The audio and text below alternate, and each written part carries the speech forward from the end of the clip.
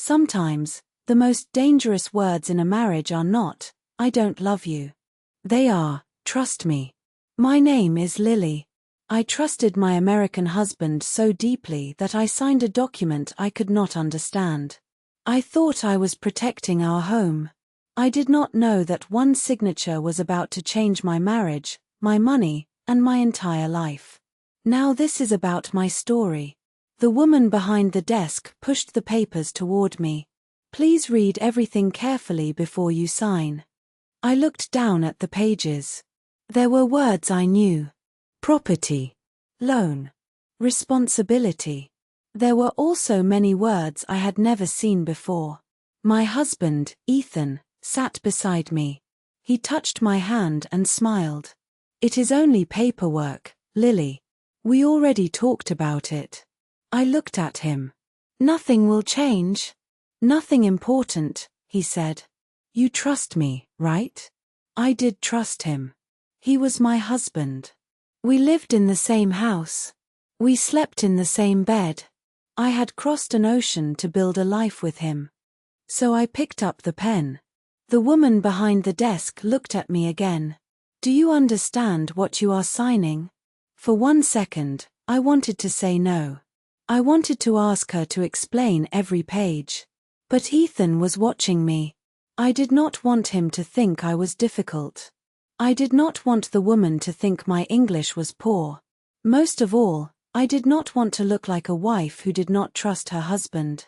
So I smiled. "Yes," I said. "I understand." Then I signed my name. That signature changed my life. But to understand why, I need to tell you how I met Ethan. 3 years earlier, I was living in Shanghai. I was 34 years old. I had a stable office job, a small apartment, and a quiet life.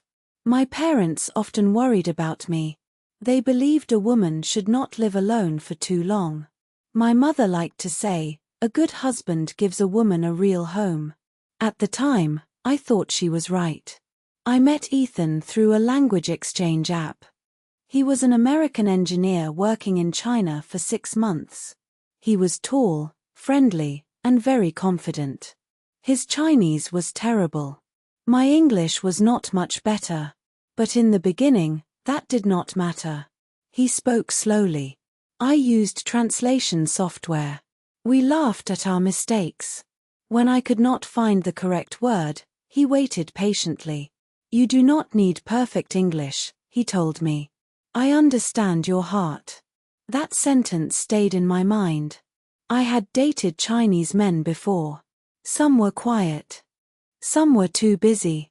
Some asked about my age, my salary, and whether my parents could help me buy a larger apartment. Ethan was different.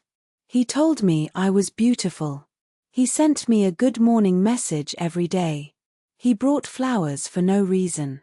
He asked about my dreams. When we walked together, he held my hand in public. I felt seen. I felt chosen. After 6 weeks, I stopped meeting other men. I believed Ethan and I were already a couple. He called me baby. He kissed me. He spent most weekends with me. What else could we be? Then one evening, we were having dinner when a message appeared on his phone.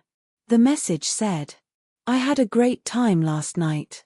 It came from a woman named Rachel. My stomach became cold. "Who is Rachel?" I asked. Ethan looked at the phone. Then he looked at me. "She is someone I met." "You met her last night?" "Yes."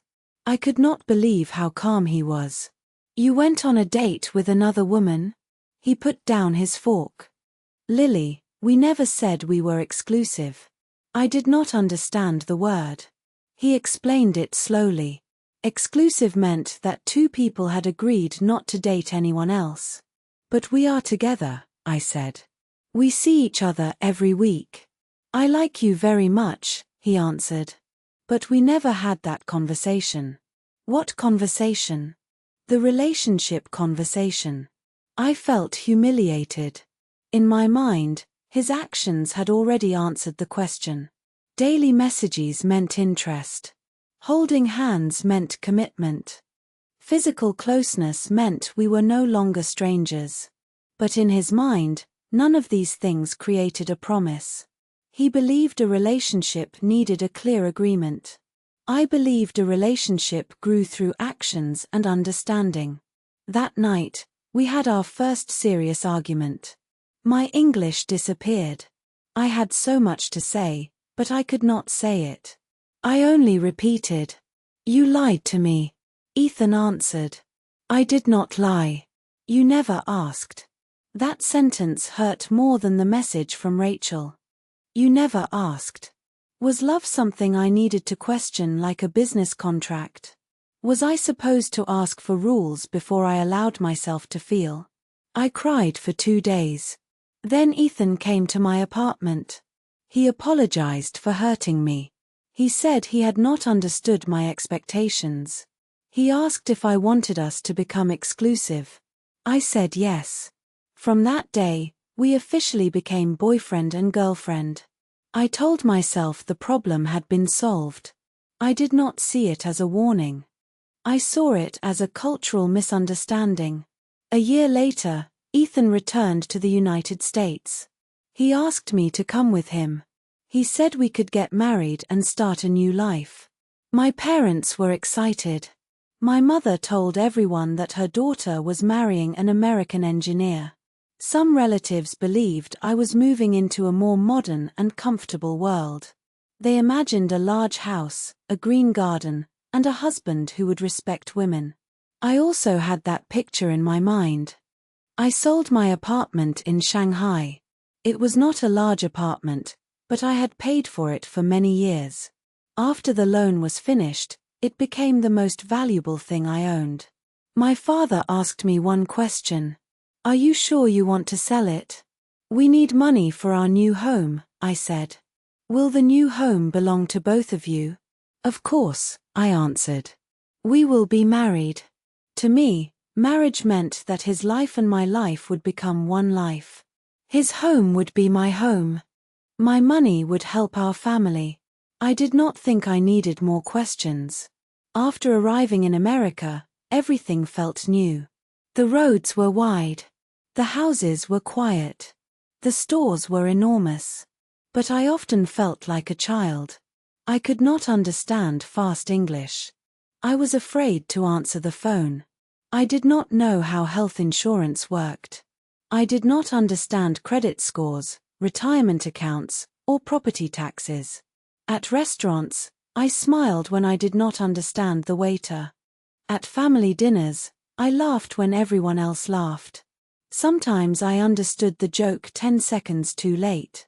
Ethan handled everything. He spoke to the bank. He filled out the forms. He chose the insurance. He explained the bills. At first, this felt like love. I told my mother, "He takes care of everything." She was happy. "That is what a husband should do," she said. I did not understand that every time Ethan took care of something, I learned a little less about my own life. We bought a house outside the city. I used most of the money from my Shanghai apartment for the down payment. Ethan had a stronger credit history, so the bank process was easier under his name. He said this was only a practical decision. "You are my wife," he told me. "This is our home." I believed him. I did not ask whose name was on every document. I did not keep copies of all the papers. I did not ask an independent professional to explain them. I believed marriage itself was stronger than paperwork. After the wedding, I wanted to find a job. But my English was still weak. The jobs I could get paid much less than my old job in China. Ethan said I did not need to rush. "My salary is enough," he said. "Take your time. Improve your English. Make the house comfortable." I heard love in his words. I heard protection. I heard a promise that I would never need to worry. So I stayed home. I cooked. I cleaned. I decorated the house. I prepared meals for his friends. I called his mother every week. I became the kind of wife my mother had taught me to be. But I did not study English as seriously as I should have. I attended a class for a few months. Then I stopped. The class was far away. I felt embarrassed when younger students spoke better than I did. Ethan could translate for me anyway. Why did I need to struggle so much? Our first year of marriage was mostly happy. Then money became a problem. Ethan earned a good salary. But he also liked to spend money. He bought expensive golf equipment. He changed his car before the old one was fully paid. He paid for several insurance plans. He booked weekend trips. He used credit cards for many things. I could not understand why a man with a good income always had another bill. In China, my parents had taught me that money in the bank meant safety. Ethan believed money should also create experiences. You cannot take it with you when you die, he often said. We should enjoy life now. But what if you lose your job? I asked. I have insurance. What if we get sick? We have health insurance. What about retirement? I have a retirement account. I did not fully understand any of these systems. I only understood that our bank balance was lower than I wanted. So I became more careful. I stopped buying clothes. I compared prices at every store. I saved the money my parents sent during holidays. I thought I was protecting our future. Ethan thought I worried too much. You live as if a disaster is coming, he said. And you live as if tomorrow does not exist, I answered. We were not only arguing about money. We were arguing about safety. For me, safety was savings. For Ethan, safety was insurance, income, credit, and financial systems. Neither of us truly understood the other. But because he controlled most of the accounts, his idea of money became the rule of our home. There were other differences. When I was unhappy, I became quiet. In my family, people did not always say everything directly. We expected the people closest to us to understand. If my mother was tired, she did not ask for help. She moved loudly around the kitchen until someone noticed. If I was hurt, I sometimes said, "Leave me alone." But what I really meant was, "Please do not leave me alone." Ethan listened to the words, not the hidden meaning. When I said I needed space, he gave me space.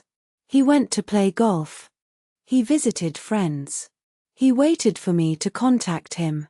I would sit at home, becoming angrier every hour. When he returned, he believed he had respected me. I believed he had ignored me. One evening, I told him, "I do not want to talk to you." He answered, "Okay. Let me know when you are ready." Then he went upstairs and closed the office door. I waited for him to come back. He did not. After 2 hours, I opened the door. "You really do not care about me," I said. He looked confused. "You told me you did not want to talk. You should know I did not mean that." "How could I know?" "Because I am your wife." He stared at me for a long time. "Lily, I cannot be responsible for words you did not say." That sentence became a wall between us. In my culture, love meant understanding what was not spoken. In his culture, responsibility began with what had been clearly said. I started to feel lonely. But I did not know how to explain that loneliness. When I called my mother, she told me to be patient. "Foreign men think differently," she said. "You have a good house. He does not hit you. He has a good job. Do not create problems." So I stayed quiet. Then, during our 3rd year of marriage, Ethan lost his job. His company reduced its staff. He came home with a box of office things and placed it on the kitchen table. For the first time, I saw fear in his face. The next morning, he began making phone calls. He moved money between accounts. He spoke to the bank. A few weeks later, he told me we needed to change the house loan. He said it would reduce our monthly payment. That was why we went to the office and signed the documents. I did not understand every page. I did not know whether all the papers were only about the loan. I did not know whether my rights or responsibilities were changing. I only knew my husband needed help. And in my understanding of marriage, helping him meant trusting him. 6 months later, Ethan found another job. But our relationship did not improve. He became more private. He changed the password on his computer. He spent more time away from home. When I asked questions, he said he needed personal space. One afternoon, I opened the mail. There was a letter from a lawyer's office. It was addressed to Ethan. I should not have opened it. But I saw the words marital separation through the small window in the envelope. My hands began to shake. That evening, I placed the letter on the table. "What is this?" Ethan sat down slowly. "I wanted to speak to someone before talking to you. You are planning to leave me? I am considering what is best for both of us. For both of us." My English became small again. All my fear, anger, and disappointment were trapped inside simple sentences. "I left my country for you. I sold my home for you. I gave you my money. I stayed home for you." Ethan looked tired. "I never asked you to give up your entire life." The words hit me like cold water. "You told me I did not need to work. I said you did not need to rush. You said you would take care of me. I said we would take care of each other." I stood there, unable to speak. We had lived through the same marriage, but we remembered two different promises. I believed he had promised protection. He believed he had offered temporary support. I believed staying home was my contribution to our family. He believed it had been my personal choice. I believed the money from my apartment had bought our home together. He believed the legal documents clearly showed the financial structure. The documents were clear to him. They had never been clear to me. That night, I asked to see all our financial records. He became defensive. "You never cared about these things before. I care now. You cannot suddenly understand years of finances in one night. Then teach me. It is complicated." The word complicated frightened me. For years, I had accepted that answer. Insurance was complicated. Taxes were complicated. Credit was complicated. Property law was complicated. Because everything was complicated, Ethan had handled everything. And because he had handled everything, I had remained dependent. The next morning, I went to a community center. A Chinese woman at the front desk listened to my story. She did not tell me that Ethan was evil. She did not tell me that all American men were dangerous. She asked me a simple question. "Do you have copies of the documents you signed?" "No." "Do you have access to the bank accounts?" "One account." "Do you know what debts exist?" "No." "Do you know whether your name is connected to the property?" "I am not sure." She looked at me gently. "You need information before you make any decision." That day, she helped me find an English class, a financial education program, and independent legal advice. The lawyer did not promise me an easy result. She explained that property and marriage laws were complicated. She explained that every document mattered. She also explained something important. "Do not assume you have no rights," she said. "But do not assume marriage automatically protects everything either." For the first time, I began to understand the difference between emotional promises and legal protection. Love lived in conversations. Rights lived in documents, laws, names, records, and evidence. A healthy marriage needed both. I went back to English class. This time, I was not learning English to order food or make small talk. I learned words such as income, debt, ownership, beneficiary, consent, agreement, and responsibility. I practiced sentences I had once been afraid to say. "I do not understand this document. I need more time. I want independent advice. I do not agree." Please explain this in simple language. I found part-time work at an Asian grocery store. The job was not impressive. The salary was not high. But the first time I received money in my own name, I cried in the parking lot. It was not only money. It was proof that I still existed outside my marriage. Over the next few months, Ethan and I attended counseling. For the first time, we spoke clearly. No hidden messages. No romantic guesses. No one saying, "You should already know." Ethan admitted that he had allowed me to depend on him because it made life easier for him. He liked making the decisions. He liked being needed. But when my dependence became heavy, he blamed me for it. I admitted that I had confused dependence with love. I had believed a good husband should carry everything. I had given away responsibility, then felt betrayed when I had no control. Ethan was not the cruel monster some people wanted him to be. I was not the foolish foreign wife some people might imagine. We were two people who had entered marriage with different rules. But cultural difference did not remove personal responsibility. Ethan should have made sure I understood the documents. He should not have benefited from my confusion. I should have asked questions. I should not have signed papers to protect someone else's comfort. We both made mistakes. But the cost of those mistakes was not equal. He still had his career. He still had strong English. He understood the legal and financial system. He had friends, family, and professional contacts. I had to rebuild almost everything. That was the real danger. Cultural difference had become a difference in power.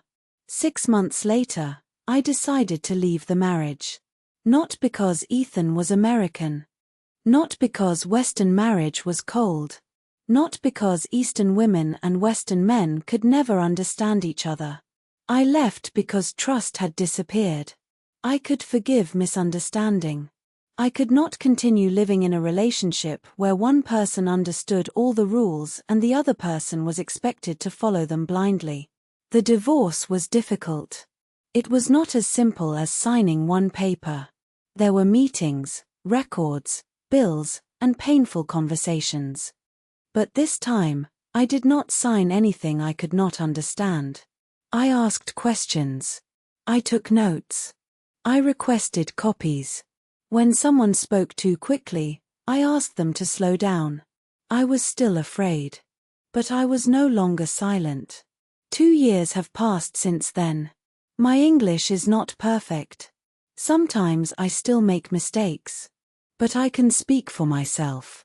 I work in the office of a small shipping company. I rent my own apartment. I understand my bank account. I check my credit. I know where my documents are. I also know that independence does not mean refusing love. It means refusing to disappear inside love. When younger women ask me about dating foreign men, I never tell them to stay away. A man should not be judged by his passport. An American man is not automatically modern, honest, or generous. A Chinese man is not automatically traditional, controlling, or responsible. Culture influences people. But character is personal. Look at the person in front of you. Does he answer direct questions? Does he respect your no? Does he support your work and education? Does he want you to understand the family finances? Does he explain important decisions, or does he only say, "Trust me"? Does he respect your culture without using cultural difference to excuse his own behavior? And ask yourself difficult questions too. Are you expecting marriage to solve your financial problems? Are you using silence instead of honest communication? Are you giving another person control because learning the system feels difficult? Are you afraid to ask questions because you think questions will destroy romance? Romance that cannot survive a clear question is not safe romance. Love should not require ignorance. Marriage should not require one person to become smaller. And trust should never mean signing your name under words you do not understand. I once believed English was only necessary for work and daily life. Now I know it can also protect your dignity. Do not learn English only to say, "I love you." Learn it to say, "What does this mean? I need more information. I am not comfortable with this. I will make my own decision." Do not depend on another person to explain your whole world. Learn the rules of the country where you live. Understand your money. Understand your documents. Build your own friendships. Keep your own abilities. Love someone deeply, but do not hand that person every key to your life. Cross-cultural love can be beautiful. It can teach two people new ways to see family, freedom, money, and responsibility. But love alone cannot remove cultural differences. It cannot automatically cross the distance between indirect feelings and direct words. It cannot solve different ideas about money. It cannot replace legal knowledge. It cannot protect a person who has given up her voice. To cross those differences, both people need honesty. Both people need patience. Both people need respect. And both people need the ability to stand on their own feet. The day I signed those papers, I thought trust meant not asking questions. Today, I understand something different. Real trust does not fear questions. Real love does not need you to remain weak. And a healthy marriage does not ask one person to close her eyes while the other person reads all the rules. That is the lesson I paid for with my home, my marriage, and several years of my life. I hope another woman can learn it without paying the same price.